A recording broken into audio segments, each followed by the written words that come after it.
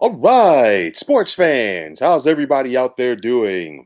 William Martin coming at you one more time here on YouTube with another edition of the 300 Pounds of Sports Knowledge Podcast. Now, if you want to get an idea of what a losing culture in the NFL looks like, look no further than what happened today to both the New York football Giants and to the Detroit Lions.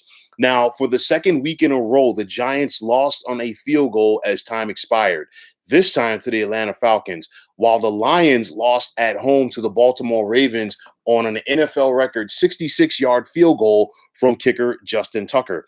These are the kind of things that happens to teams that enter the game hoping to win as opposed to expecting to win.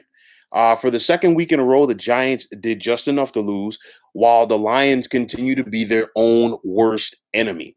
The Lions, if you go back and watch this game, especially in the fourth quarter, they had Baltimore dead to rights. They came back after the Ravens were in control for the majority of the game. The Lions took over, and even when Baltimore got the ball initially, they put a ton of pressure on Ravens quarterback Lamar Jackson, even sacking him.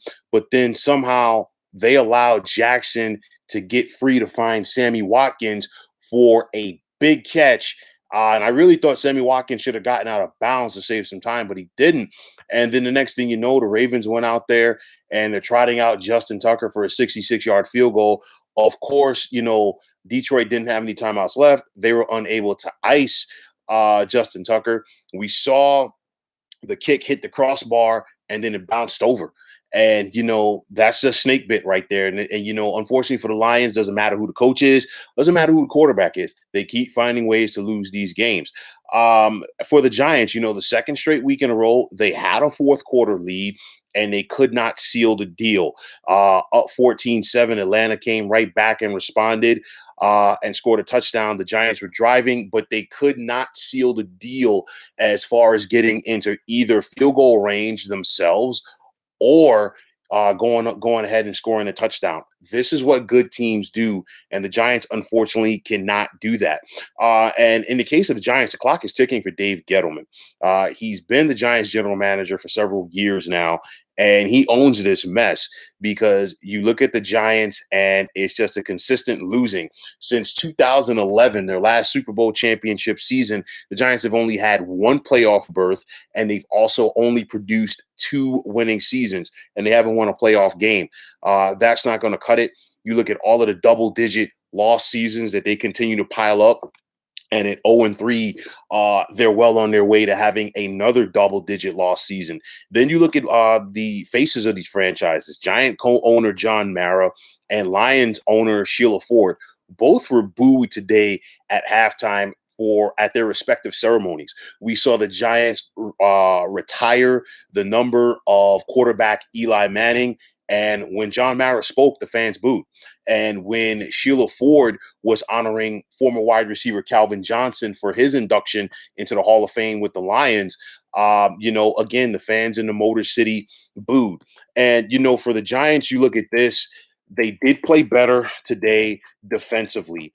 And also, if you're the Giants, you have to be scratching your head because coming into this season, one of the big red flags was the ability for quarterback Daniel Jones to take care of the football. So far through 3 games, he's only had 1 turnover, and yet and still the Giants still have been unable to win a game. You just faced a Falcons team that came into this game without a win. You yourself, if you're the Giants, had extra time off following the Thursday night game, which you couldn't close out, and you lost to Washington. And yet you still can't get it done. And the bottom line is it's going to go from bad to worse for both of these teams real quick. For the Giants, they 2 out of their first 3 games were against teams that didn't make the playoffs last year, but now the schedule picks up. Next week, the Giants are at New Orleans, then they're at Dallas. They host the Rams in week 6. Then they host the Carolina Panthers in week 7. They're at Kansas City in week number 8, and then they're home for the Raiders in week 9 before they go into their bye week. And fresh out of their bye, what do they have to do? They've got to go on the road and face the defending Super Bowl champions and the Tampa Bay Buccaneers. So we might have a situation here with the Giants that they could be going into the month of December and they still don't have a win the way that they're playing right now. And not just the way that they're playing, but also the teams that they are facing.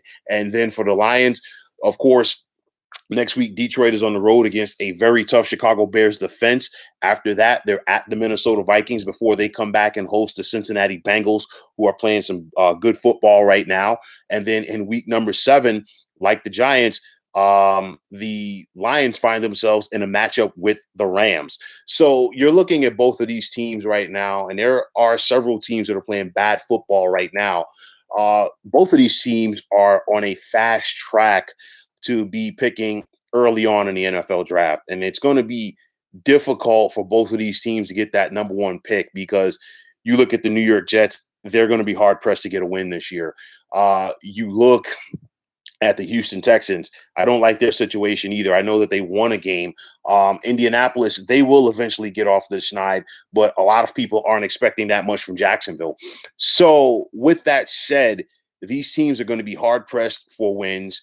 And honestly, like I said, the clock is ticking on Dave Gettleman as the Giants general manager. And it's a situation where if you're Joe Judge, he's been given a lot of rah-rah speeches so far in his Giants career. Brief tenure as a Giants head coach. But the thing is, he could be a lame duck coach if the Giants have to get a new general manager. And if this team doesn't start winning games, definitely you will see a GM replacement there. So I don't think the Giants make a change at head coach this year. General manager, very possibly, but nonetheless, it's not looking good for the Giants right now. This team does not know how to win, and that's the same thing that you could say with the Detroit Lions. These teams simply don't know how to win, and there's a fine line between winning and losing in the National Football League, and we've seen that with both of these clubs. Both teams played well enough to win today, but just playing well enough to win and winning are two different things.